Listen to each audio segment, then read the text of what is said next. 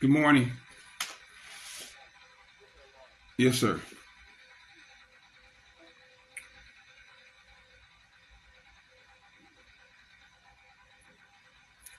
Good morning, world. Good morning. How y'all doing out there? Oh, my goodness. Thanking God for favor. Thanking God for waking me up in my right frame of mind. Thanking God for allowing me to see another day. I got some stuff for y'all today. I got some information for those of you that are not afraid of information. Boy, do I have some information this morning. Do I have some information this morning? OMG. And I'm going to be asking folks that are into research and that have knowledge of research to reach out to me, and we need to connect. As many of you are aware, I did on yesterday go and sit down with some folks at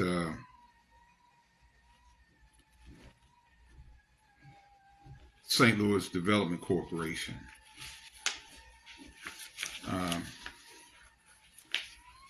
And I have to be very, very mindful of what I'm attempting to do here. And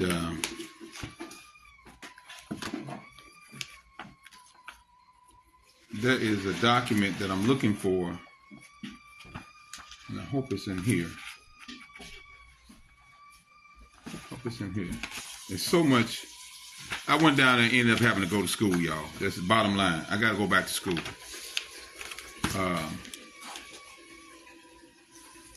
I've been telling you guys about the resources and funds that they're holding hostage. Lo and behold, I'm finding out that it's not just the $29-30 million. It's hundreds of millions of dollars that are slated for poor folks in North St. Louis. Okay. I said, let me say it again. There are hundreds of millions of dollars in resources slated for our community in North St. Louis. And I'm going to peel this back like a onion, one layer at a time. And I'm not going to be able to cover everything this morning. I'm going to cover some things this morning, what I've learned and what I found out. And let me start by saying I went not only to St. Louis Development Corporation, I then went to City Hall attempting to reach out to my alderwoman who hasn't been returning my phone calls. And I went down there to request to schedule a meeting with her. I then went to Congresswoman Cori Bush's office. Only thing they was willing to offer me was a calendar. Okay? And told me that I have to go and request a meeting with her online. You can't go to the office and request a meeting. You got to go online. So if you're not, I said, what if you're not on? And she said, well, you can go to the library. And so they're making it harder and harder and more difficult for you to reach. Why would you have an office if I can't come in and speak with you, or at least set up a meeting to speak with you? Is behind my comprehension. But these are the games people play. And I'm going to tell you right now, people, God is my witness. I am so disappointed and so frustrated about the hostage situation as it relates to the resources that were sent and allocated for my community and my people. Many of you may not need any of these resources. Many of you may not need any of this money, but I do. I so desperately need it, and I want it, and I'm seeking it because it was sent here on my behalf. And let me say this first. If there's anybody that's elected to represent us that does not have knowledge or any information about these resources that have been designated for our people in our community, they don't need to be representing us. I don't care who they are. They are failing us. You hear me? All of them. I'm not calling nobody individually. I'm saying from where I'm sitting and the information that I'm looking at and the resources that I'm seeing that has been allocated, let me tell you, this is what they call politics to the greatest extent. This is what we're experiencing as pro-black folks in North St. Louis City is politics to the greatest extent. And I'm going to tell you why. They are attempting to have us become crabs in the barrel. When I first went down there for that, to seek that $5,000, I was told then that only 30-some people had applied for the small business grants. And that was, in my opinion, unbelievable, considering the conditions and the state of our community. These funds are designated for poverty-stricken communities. That $512 million that the city got was just a drop in the pot. It was just a beginning to what was to come. We were assigned, well, not we, but our elected officials were assigned a task to identify the needs of the people in these poverty-stricken communities. The disenfranchised is what they call it. And I'm going to give you, get a pen and paper. I'm going to give you some point of references for those of you that don't believe what I'm telling you. I'm going to give you some point of references so you can go back and check them for yourself. These people are attempting to pretend as if it's only $37 million for the small business grant. That's the furthest thing from the truth, people. There are hundreds of $millions allocated. The $37 million, because of the corruption in local government, and we have an infestation of corruption locally here in our government. The feds decided to send a little bit to get the ball rolling, and then told them to send back for what else you need. They're holding the little $33 million hostage. It's not even $33 million anymore. It started out at 37. I think we're down to about 30 right now. And not a one black business that I know of, and correct me here if I'm wrong, I challenge anyone to correct me. I always welcome correction. But in 3 years' time, can anyone tell me or identify, point me in the direction of any African-American business that has received anything other than the $5,000? Anybody? So the $5,000 was supposed to be emergency funds. The money that they hold in hostage now that was supposed to have been given out 3 years ago was emergency funds, post-COVID. These are the monies and the resources that came from the $1.9 trillion. I know what I'm talking about. If you don't believe me, do your own homework. Okay? When they talked about three and a half years ago about, it may have been 4 years now, about that $1.9 trillion, I, like many of us, assumed that was all for white folks, as usual. But we as a people and as a community were not left out.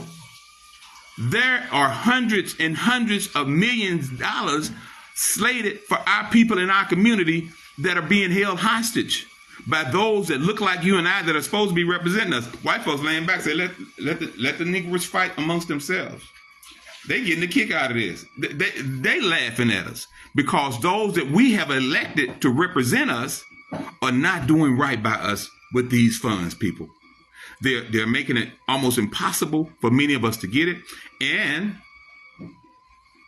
the way I see it, I just learned this yesterday, that I can't even get any of the money, according to this, without my a letter of approval from my alderman. Ask me this: how in the hell I'm gonna get a letter of approval from my alderman, and my alderman won't call me back? When I go down there to the board of aldermen, I can't get a meeting. How am I gonna get a letter from anybody? I can't even go to my congresswoman's office and seek a sit down with the congresswoman. The congresswoman bears responsibility in this. She has some responsibility in the neglect and the denial and the hostage holding of resources to black folks in North St. Louis. Don't get it twisted. I'm not giving nobody no free pass. I'm just calling what I see.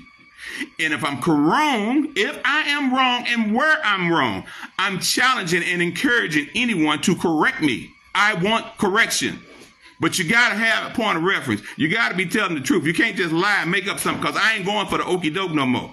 You can't put the banana in my tailpipe because I'm looking at you. So what I'm saying is this.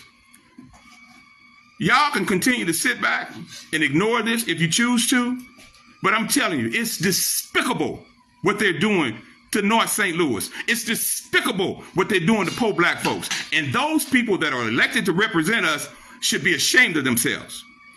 People,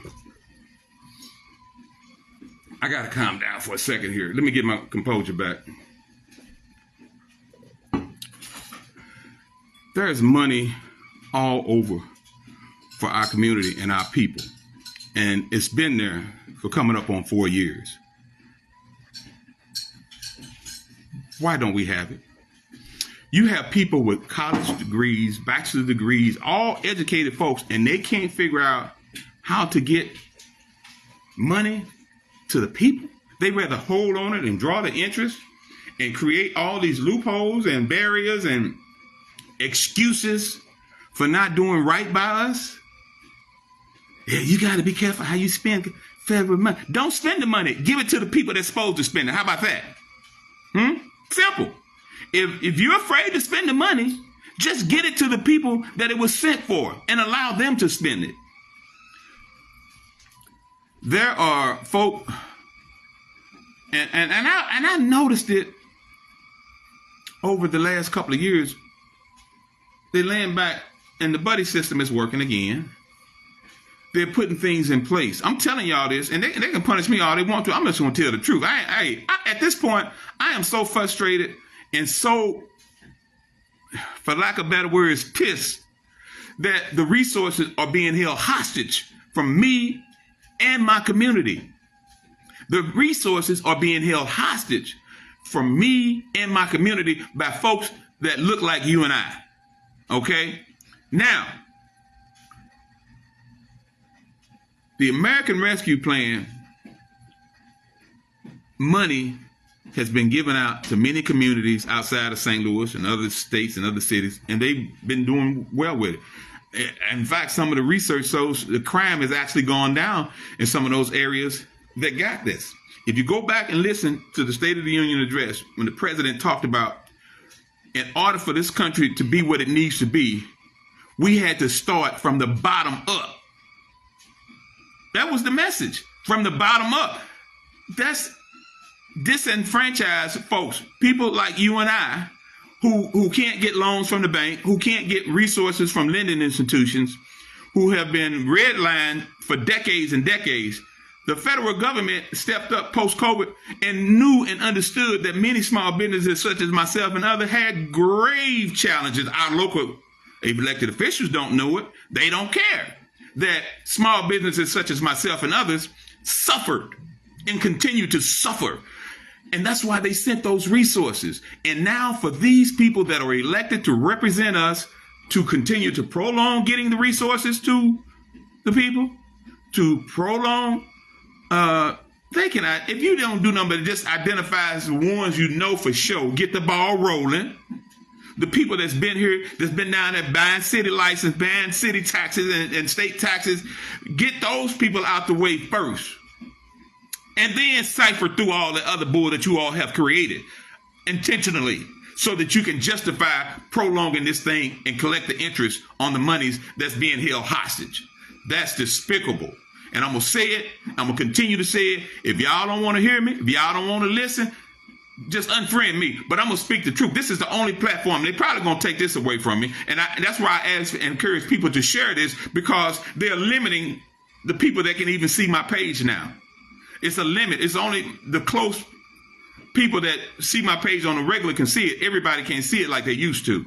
So that's why I'm encouraging you to share this, because, ladies and gentlemen, what's being perpetrated on us is going to be written in history as one of the most, shameful acts that have been perpetrated on the people in the community in history. And you got to, excuse me, let me get this tea for a second here. I forgot this thing. I'm so fired up. Calm down, Prince Carter. You're going to get there. You're going to get there. People,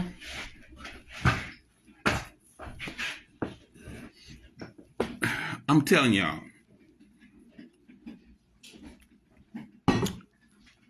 the truth, the whole truth, and nothing but the truth, so help me God.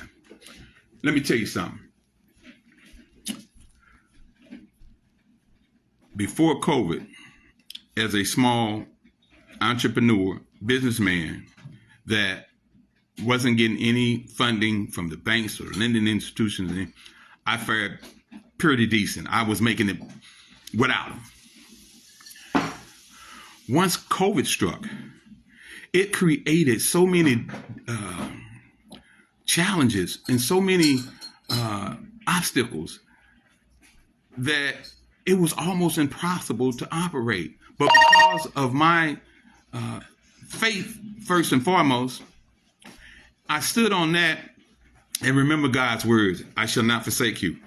And I believe then, as I do now, that God is still in the blessing business, and he has blessed us with some resources that those people that we have elected to represent us are holding from us. They're holding these resources hostage. They're coming up with all kinds of excuses. We don't want another PPP scandal.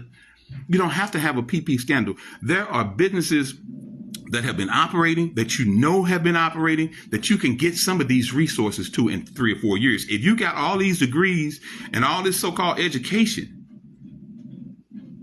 if you don't know, come to get me. I'll show you how to do it where you won't get in trouble if that's what you're afraid of. You don't have to spend the money. We can't spend government money. You don't have to. It's not for you to spend. The money was sent for you to get it to the people in the community that so desperately need it. That was the purpose of them giving so much money. They know that COVID had a great impact on the world, not just the black community, but the world. And they wanted to take care of white folks. So if they're going to take care of white folks, they got to throw something over here for the Negroes too. But guess what? The Negroes are holding the money hostage. Lewis Reed, residual effect, okay, created the first bill on how they were supposed to give this money back or give it out or issue it. Then in May of last year, Hubbard revised it or amended it or whatever language you want to use. But I've turned in not one but 2 applications for the same grant money that was supposed to be given out 3-4 years ago. And I qualified for it. They didn't get back with me. I went down there again. That was one of the things I asked for at the meeting, a copy of all of the documentation that had been turned in on my behalf. They said my package was 100 complete. If my packet is 100 complete on some emergency funds that were sent, why can't I then get those resources? But the reason is they want to continue to let it sit in the bank and get the interest. Now, nobody knows where their interest is going to go and what's going to be done of that. They don't want to talk about that. Nobody can answer that. And I'm telling you, people, this is despicable. And I'm asking you to continue to pray for me, that God continue to align me with. I met a good brother yesterday that loaded me with some more information. I'm going to be reaching out. I'm going to continue to reach out to those that don't call me back, such as my alderwoman and the congresswoman. I'm going to try to see if I can reach out to someone in the Republican Party and see if they would assist in helping look into this, because we have some state senators. They're Republican. I don't care what your party is. I need the help. And if the Republican Party will help, I'm going to accept that help from the Republican Party. And shame on those Democrats that are sitting back and not doing what they're supposed to do by their people in their community. And also, folks, I'm also contemplating, because I didn't want to get back into this. I don't want to be an activist. I don't want to fight, but they're forcing my hand. And one of the strategies that I'm going to be working on, and I want you all to hear me out and understand, and please respect my decision to go this route. But in these upcoming elections, I'm going to be encouraging folks to boycott. And I'm not going to tell you not to vote, because that's the first thing. You don't tell people not. No, we can vote, but we can go to the polls and write in none of the above, because none of them are working in our interests. So that's one of the strategies that I'm leaning toward. Because that's you can't just silence his acceptance. And if we get enough people that went to the polls and wrote in none of the above, the message will be sent that you can no longer disrespect us as a people and as a community. So those are some of the things that I'm working on. And you may not see it right now. You may not understand the concept of writing in none of the above, because it's not telling people not to vote, but you're saying, of all these people that are elected to represent us, none of them came to us and told they got money in there for child care, elderly care. They got money to fix up your homes. All these funds are available that they're sitting on and holding hostage. Connect the dots. I'm going to let you figure this one out. Why did the mayor put a panel together about reparations? Do your research, do your homework. You figure that one out, because I got to focus on trying to get the money that's so desperately needed by my business. And the banks won't give me a dime. I can't get any funding. The only people that are willing to loan me money are these, what I call them, long sharks. And I don't want to, I shouldn't be forced to go to a long shark when the federal government has set aside funds for my people in my community and small businesses such as myself and others in my community. So I'm not going to deal with the long sharks. But I'm asking you all to pray. If you want to review any of this information, all you have to do is call me or email me, and I will get it to you. You can see it for yourself. You don't have to take my word for it. I ain't got no reason to lie to nobody. I don't want to give out no misinformation. But I'm almost having to go through schools. This is just a piece, just a little small piece of some of the stuff that I got to cipher through. Okay, this here, just look, just a little piece of stuff that I'm trying to digest. And I started last night and I got tired, went to sleep. I still got to go through all this stuff. But the money is there. The money is available. Our elected officials are holding these resources hostage from our people in our community.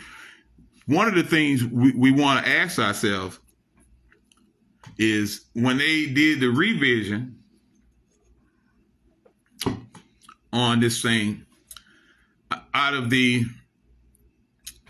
8 aldermen that voted back in May, was it May or March? I don't know.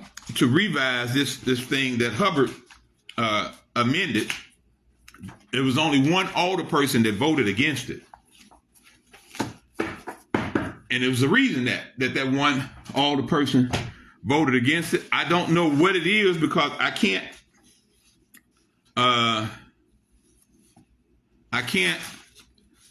contact that alderperson.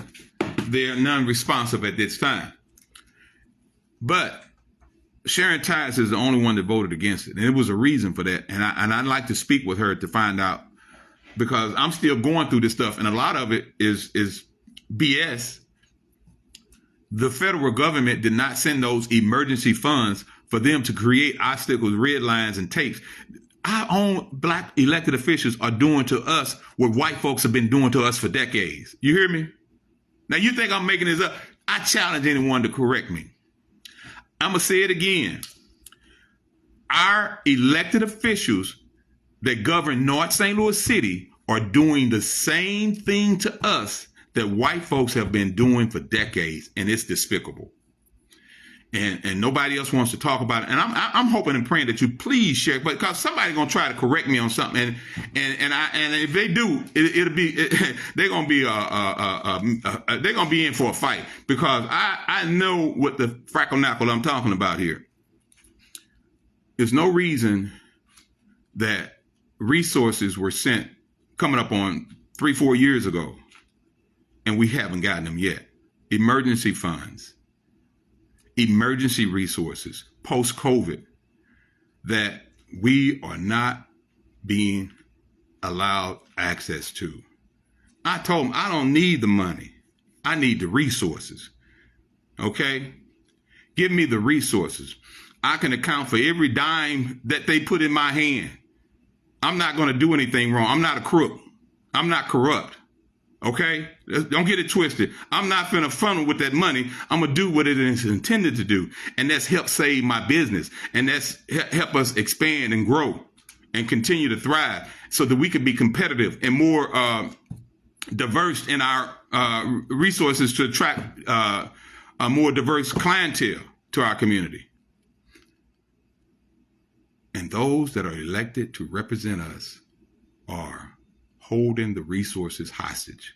And I'm not talking about one of them. It's not one of them. It's all of them, because they all bear responsibility. Because if they're not helping in getting us the resources, then they're silent. And if they're silent, they're in an acceptance to the resources being held. Okay, so please, for the love of God, people, continue to follow me, continue to listen. If they take me off this platform, I don't know. I'll try to find another way to get the information out and get folks involved, engaged. We need to not sit back. There's no reason our communities need to continue to look the way that they look.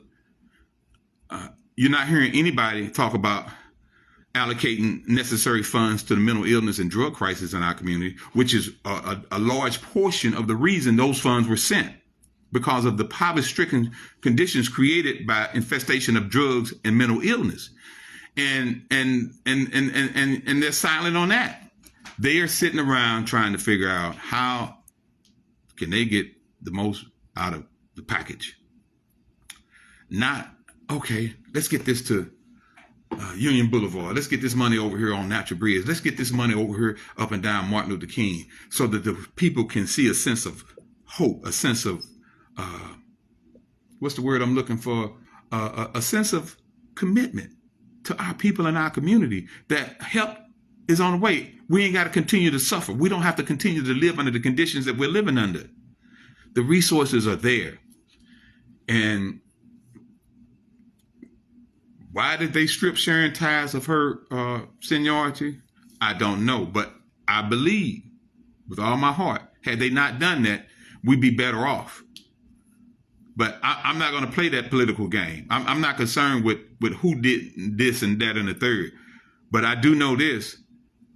If and when Sharon is properly engaged, she's informed, she knows how to deliver. But if she's down there ostracized and it's her against seven, she won't be able to get very much done.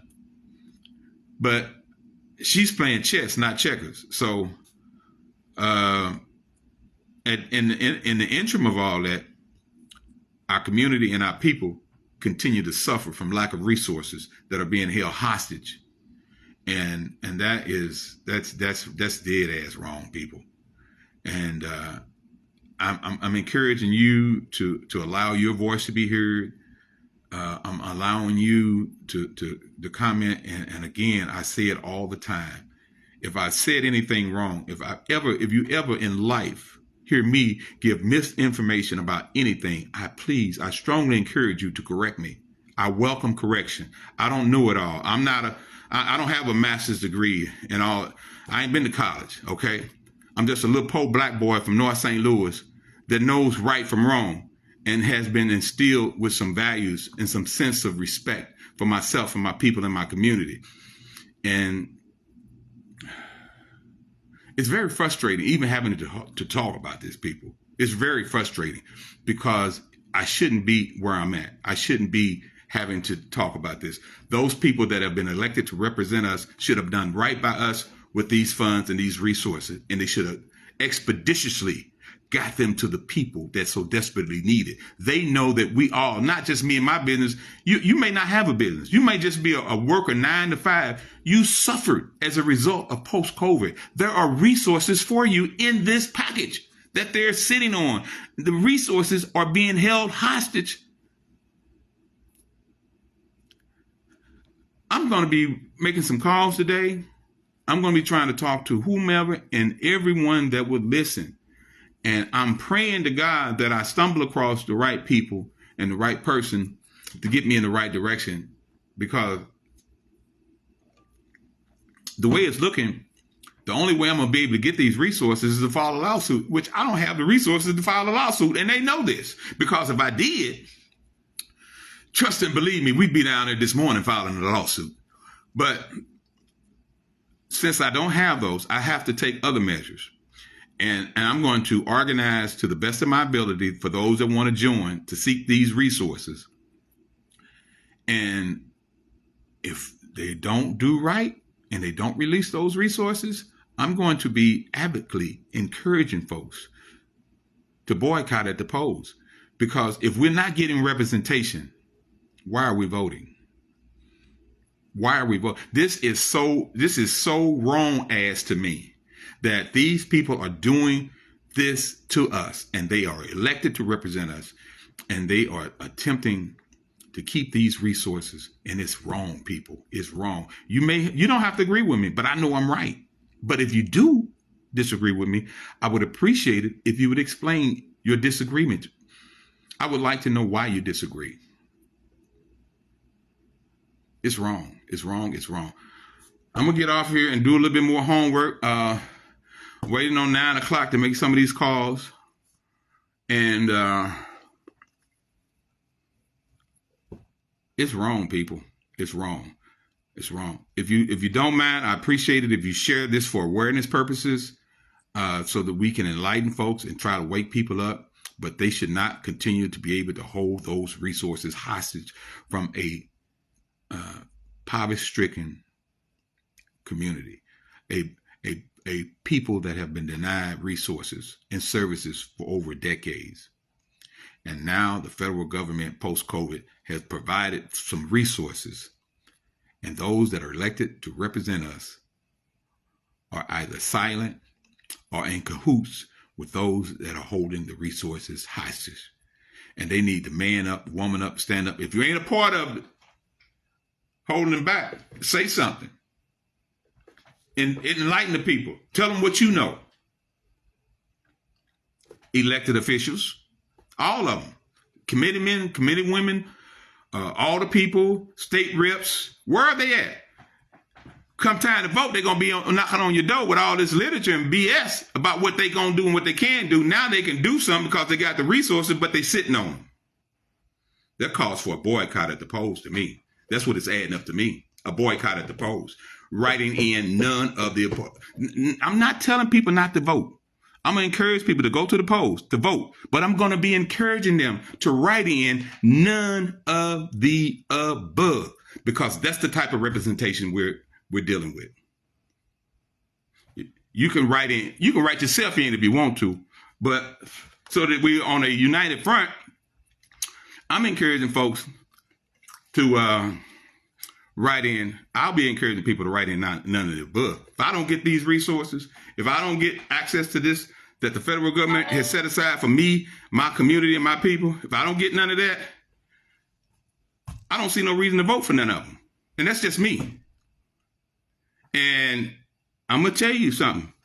Some people are going to try to laugh at it or make jokes about it. But I'm telling you, if you start going in and writing in none of the, because what's the worst case scenario? Let's say if none of the above win. We ain't getting no representation no way. I mean, come on. So that's what I'm looking at now, people. I hope it don't come to that. I'm hoping and praying that they get up off their backsides and start issuing these funds to these people and these, not just the small businesses, but the homeowners. There's money in there for homeowners under this, in these poverty-stricken communities and disenfranchised communities. There's money for that in this package that they don't tell you about. They didn't tell you about it. I stumbled across it because they gave me something. I asked for one thing and stumbled across a whole mess of stuff. And it's going to take me at least, what's today? Thursday. It'll probably be Sunday or Monday before I can even complete going through all this stuff by myself. If I had some help, then it'd be a different story. But I'm going to do the best I can until I can do better. And I'm not going to sit around and pout and cry about this, that, and the third. I'm going to do my research. I'm going to arm myself with the necessary information so that I can fight this fight to get these resources released. They need to unhostage these resources that were supposed to have been given away 3 years ago. And if people with college degrees and education can't figure out how to get funding to poor black folks, shame on them. They need to go back to school. It's despicable. And I say that because I mean it from my heart. And I'm telling you, people, it's no excuse for it. It's no excuse for it. And I'm asking to please, if you don't do nothing else, share this post. If maybe you may not know to do something, but someone connected to your feed may have knowledge of some people that can help go through this stuff and fight this fight to get the monies to not just the small businesses, but to the entire North St. Louis community. That's what the money is slated for. It's not slated for just small businesses. There's money all over the place for everything in every ill and every neglected area post-COVID in our community. There's money in this package that will justify giving Vashon High School a proper football field and proper stadium. Okay? It's money in here for that. And they're sitting on it, afraid to spend it. So they say. I think it's just a hoax so they can prolong it as long as they can and draw as much interest off of it. That's where I'm sitting from, and that's what I'm seeing. And correct me if I'm wrong, anyone. I welcome correction. But it's no excuse for this. We should have been breaking ground 2 years ago. I said a year ago, come to find out it should have been 2 years ago. And the President of the United States issued a State of the Union address and told and instructed them to come into these urban communities and start from the bottom up, rebuilding. Gave them a jumpstart financial packet to get it started. Show us you for real, get the ball rolling, absorb all this, and then tell us how much more you need. That was 3 years ago. Those were supposed to be emergency funds. Those were supposed to be emergency assistance post-COVID to those of us that were impacted by COVID. I don't know about you and your family and your household, but I was gravely impacted. The increase of food is an impact. The increase on gas is an impact. The loss of wages, not being able to work and go to work, was an impact. We were all devastated and impacted post-COVID, and we're all entitled to some of these resources. And they are sitting on them, and they are holding them hostage, and they're creating obstacles that are making them beyond some of our reach, and that's not supposed to be. And I'm going to tell you about it, and I'm going to get as much of this information absorbed between today and tomorrow, and I'll come back with an update and let you know what else I've stumbled across and what else we need to be trying to do. But I'm telling you, people, if they don't get up off their backsides and do right, I don't see no reason to continue to vote for any of them.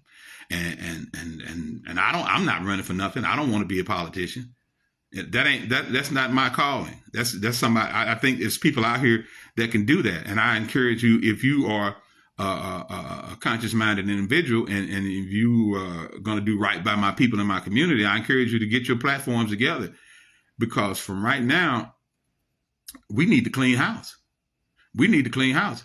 And I'm telling you, people, this is real bad. This is real bad. There's no reason we should be in this condition. There's no reason we should be in this position where we're being denied the resources that were sent by our own kind.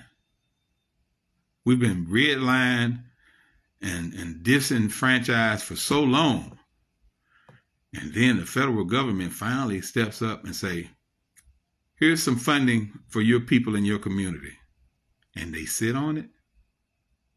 You don't think that's wrong? Tell me it's wrong. I challenge anybody to tell me that it's not wrong. I challenge anybody to tell me what they're doing right now with this is not wrong. I challenge anyone. Tell me it's not wrong. It's wrong, people, on so many levels. And no one gets a free pass from where I'm sitting.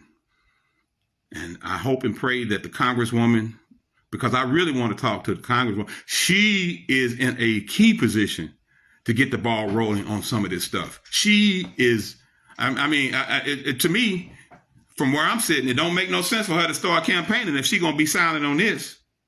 If she want to ignore this, she shouldn't campaign. I'm telling you, people, this is wrong on so many levels. And they can do whatever they want to do to me. I'm going to speak truth as long as I got breath in my body, baby.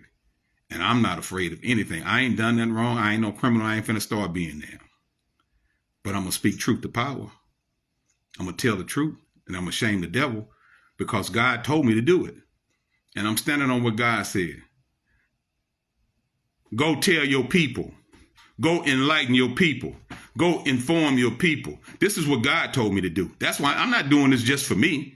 God told me to tell your people. I'm telling you what we're going to do. We're going to continue to accept this. We're going to continue to be silent about it. We're not going to do our homework and look up these things for ourselves. Oh, my goodness. Let me give you some point of references. This technology stuff is really helping me, because I thought I was going to have to go back upstairs because I can't find the paper that I was supposed to brought down here with me. And I'm going to ask you all to go to a website. And the main website is State and Local Physical Recovery Funds. It's from the U.S. Department of Treasury. Okay. All of this information is on here. The Coronavirus State and Local Physical Recovery Funds program. There are so many programs and funds available for our people in our community that are being held hostage by those that we have elected to rep. Shame on us for electing them, but it is what it is. And good morning. Who's calling? From who?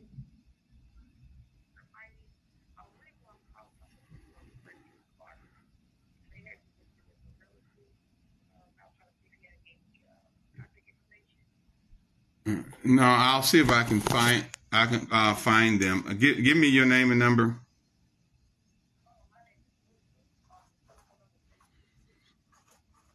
Mm-hmm. And this is regarding. Okay, I'll pass that along. Thank you.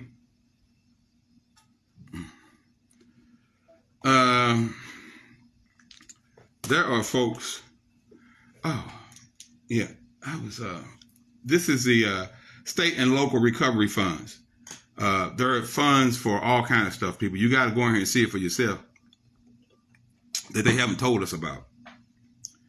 And those that are elected to represent us are, and yeah, I'm gonna reach out. I forgot about that. I got a call. Let me put him down.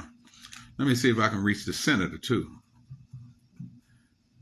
And I'm going to be calling some folks, hopefully the U.S. senators and so on and so forth. I'll be reaching out to them to find out why are the resources from the American Rescue Plan being held hostage from poor black folks in North St. Louis. And we need answers. And I didn't get them yesterday.